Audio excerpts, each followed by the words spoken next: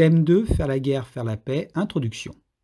Quelles sont les caractéristiques des conflits du XXIe siècle? Si vous regardez ces cartes, on peut constater qu'aujourd'hui les conflits sont moins nombreux, moins meurtriers et moins longs qu'au XXe siècle.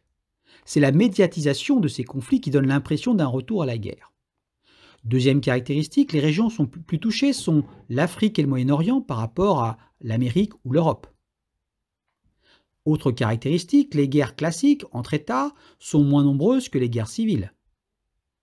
Les guerres sont non conventionnelles ou asymétriques, dont je vous laisse noter quelques exemples. Bien souvent, ces conflits sont des jeux complexes d'échelle et d'acteurs, du local au global, avec des acteurs intérieurs et puis l'intervention d'acteurs extérieurs, étatiques ou non, à travers l'exemple syrien que vous pouvez noter. Les modes de combat sont divers, associant armes conventionnelles ou non conventionnelles. Et puis il y a aujourd'hui la révolution technologique avec l'utilisation d'armes nouvelles comme les drones téléguidés ou le cyberespace et les enjeux extra-atmosphériques. Je vous laisse noter la définition de certains mots que vous devez bien connaître, comme conflit, comme guerre non conventionnelle, classique, comme guerre interétatique ou guerre intraétatique, ou comme guerre civile. Alors, quelles sont les origines d'un conflit? Bien souvent, c'est un enchevêtrement complexe de facteurs. Premier facteur, politique. Entre la Corée du Nord et la Corée du Sud, il y a une guerre pour des raisons idéologiques.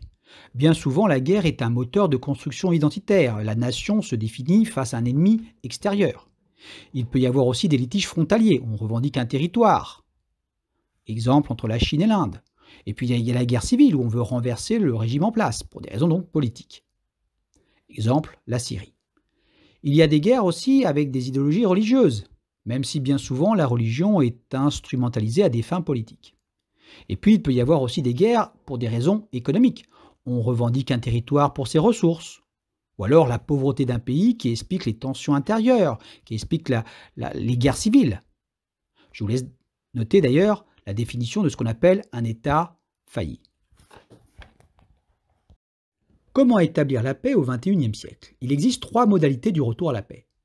Soit la victoire militaire d'un des pays, soit l'intervention d'un acteur extérieur qui impose la paix aux pays en guerre, soit la médiation politique de l'ONU ou d'une grande puissance. Cela peut déboucher sur une paix positive, c'est-à-dire sur la coopération entre les anciens pays en guerre, ou sur une paix négative, c'est-à-dire en fait l'état de guerre latent. Les éléments favorables à une pacification globale des relations internationales sont nombreux. Il y a tout d'abord le rôle des Nations Unies, que nous verrons en classe. Il y a aussi la montée de ce qu'on appelle le droit d'ingérence humanitaire, dont je vous laisse noter la définition. Et puis il y a la mondialisation, qui est un facteur de paix. La coopération économique entre les États limite la guerre entre eux. Et puis il y a bien sûr la dissuasion nucléaire. Néanmoins, il y a toujours des menaces de guerre interétatiques dans certaines régions.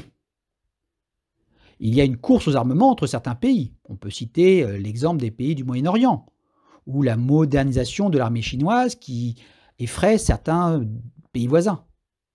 Il y a encore des tensions anciennes qui demeurent entre la Corée du Nord, la Corée du Sud, ou entre l'Inde et le Pakistan, qui peut être source de conflits.